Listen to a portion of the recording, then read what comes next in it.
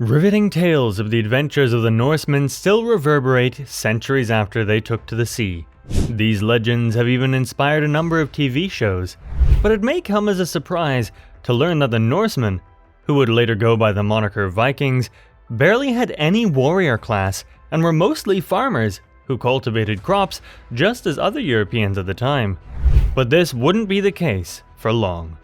This is the story of the rise of the Norsemen and why they took to the sea. 793 CE. Just before the onset of the so-called Viking Age, the Norsemen, that will eventually give rise to modern-day Scandinavians, had some major issues on their hands. There was an excess of males due to high female infanticide rates, and also limited availability of farmland that could grow food for these young men.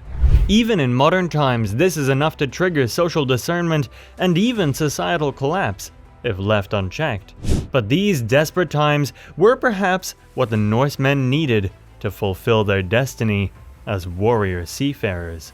For one, having many young men could also mean a strong army at their disposal, or pirates, as the case may be. Also at this time, the Norsemen, who were mostly farmers and businessmen, had developed sufficient seafaring technology to navigate trading. But soon, these longboats, the traditional ships of the Vikings, would be used for some not-so-civil adventures.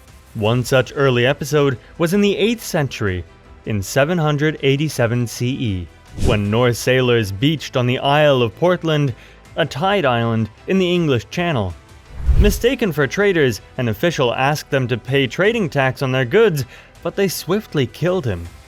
The first recorded major raid took place on June 8, 793 CE, on a monastery in the coastal city of Lindisfarne, England. The Vikings' initial success may be down to a few tricks they had up their sleeves, one of which was the element of surprise. They would pull up to a coastal city, destroy things, and then take any and all valuables, including women who were scarce to the Norsemen in their own towns. Then they would leave before the locals could even begin to process what had hit them. There was one more important factor that helped these raids. In those times, Christianity had just spread through most of Europe, but particularly in England, and that meant there were certain rules of engagement when it came to war and conflict. One such important rule was that religious houses be left alone in conflict, and this sang true for a long time. Religious infrastructures, think abbeys, monasteries, and churches, were left untouched during conflict. What this meant was that the buildings affiliated to the church were left unguarded and quite vulnerable, even with the significant treasure that may be under the guardianship of these houses. The only problem was, the initial Vikings were mostly pagan, and in fact, they would largely remain so for a long time after.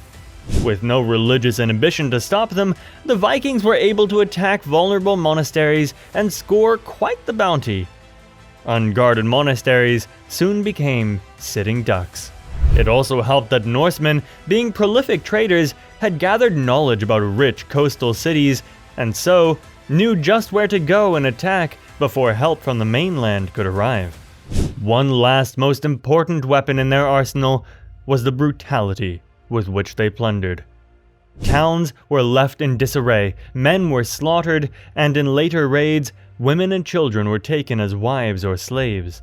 While the bold attack on Lindisfarne sent shockwaves throughout Britain and to some extent Europe, it marked the beginning of a series of conquests carried out by the Norsemen, a time popularly known as the Age of the Vikings. Meanwhile, back in their own territories, things remained fairly the same for the Norsemen at first. For one, their political system remained more or less the same for a while. This is how their hierarchy was arranged. Firstly, the thrall or enslaved class, then the peasants or farmers, and then the nobility, which also included petty kings or jarls. Tribes mostly remained independent of one another under their petty kings, except in times when some groups combined forces to undertake an expedition. Thralls, the slaves, mostly undertook more physical labor than the other classes. In fact, the Vikings would soon engage in a form of chattel slavery during their raids, These indigenous thralls may have helped build the early longboats that were being used for plundering. Soon, a new class of people were recognized by the Norse society. They would come to be known as the Vikings. Pirates and seafarers who sought adventure and brought back bounty. It's unclear if thralls could become Vikings, as social mobility in the Norse society was very rigid. As such, Vikings were mostly comprised of land-owning chieftains, clan heads, and other free men, particularly young men. As the Viking class gained more power, Viking warlords, or draughts as they were titled, became so powerful that they began to compete for dominance with the petty kings, or jarls. These power tussles led to dynastic regional monarchies, and soon bands of Vikings had their own monarchies that could compete directly for dominance of regions of the Norse kingdom. This shift in political structure gave rise to many powerful men, some of whom actually went from Vikings to jarls, one of which was Bjorn Ironside. As one of the sons of a petty king, Ironside would go on to become a warrior and undertake many adventures at sea. By the time Ironside was born, Viking raids had become more commonplace, with an added layer of confidence. No more pillaging and fleeing. Instead, bases were set up, and pillaging could take months and even go over the winter. After Ironside's father, Ragnar Lodbrok, became king, Ironside left his home, as was the custom, and took to the sea with a considerable fleet. He soon struck allegiance with another sailor, Sigtryg, and together they pillaged coastal towns of West Francia, the precursor to modern-day France. This would not be the case for long. Because Viking raids had become more frequent following their first major assault on England, other European powers began setting defenses against invasion. After the first Vikings' assault on Francia, for example, King Charlemagne set up a series of defense systems along the coastline. The defense system was only fairly successful, as sometimes Viking forces were still able to successfully pillage regions. After Charlemagne's death, the Kingdom of Francia was soon split into East Francia and West Francia, due to civil war between Charlemagne's descendants.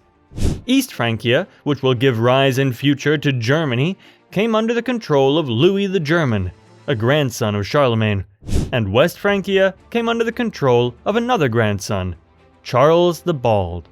In 855 CE, Ironside and his fleet tried to ravage the inlands of West Francia alongside the combined forces of Sigtryg. They were definitively dealt with by the forces of Charles the Bald. Sigtryg quickly withdrew his forces, but Ironside joined forces with another Viking fleet and took over the River Seine. Charles the Bald's victory, if you could call it that, did not last for long.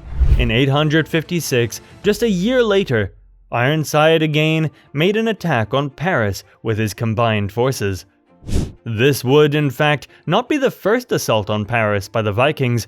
Only some 10 years back in 845 CE, Ironside's father, Ragnar, had come for Paris himself. This was possible due to the political atmosphere in West Francia at the time. From the time of his ascension as first the ruler of what is usually called a piece of real estate, Charles the Bald had been largely unpopular amongst the nobility. Born years into his brother's adulthood, after they had already been assigned sub-kingdoms by their father, Charles barely had any inheritance for himself. During his ascent to eventually become Emperor of West Francia, his reign was met with constant strife, even from his own brothers. The Scandinavian nobility were aware of these ongoing civil wars, and they used this to their advantage. In 845 CE, 9 years before Ironside's failed attempt to pillage the inlands of West Francia, his father, Ragnar, had set sail for West Francia with a fleet of 120 ships and 5,000 men in his envoy. Facing confrontation on one side from his own brother, Louis the German, Charles's forces were no match for the invading Norsemen, who then dealt a severe blow to his forces. In only a few weeks' time, and on Easter Day, Ragnar was able to get to Paris from the River Seine, which they then effectively plundered. In order to buy more time, especially as he had his own brothers to deal with, Charles the Bald made payments to the Vikings in the form of gold for their retreat. Obviously, this did not save Paris from a future siege spearheaded by Ragnar's son, Ironside, just 10 years later. In 858, just a year after his own successful siege on Paris, Ironside swore loyalty to Charles the Bald. This has merely been the tip of the exploits undertaken by the Nordic adventurers. If you think you can handle their savagery, check out our other videos.